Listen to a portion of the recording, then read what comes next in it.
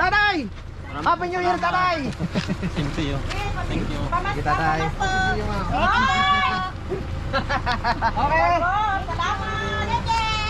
Si Gio Hi. po, pamangkin ni Villaber. Christmas po. Mama, ayaw na pagbanggit mo. Basta pamangkin ng bilog mo. Isa pa. Let's po tayo. Ayan, ate. Happy New Year po. Ayun pa isa. Magdagdag lang sa konsumo. Sana makatulong. Ayun bagyo. Sige po. Naglabasan na yung mga tao. Mabilis natin mabibigay sa kanila. Pagka napadaan tayo doon, abot na kagad dire-diretso. Ate Mari. Happy New Year, te. Happy New Year, salamat! Ikaw pala yung tinutukoy eh! Sabi ko na kailang balik-balik ka naman dito!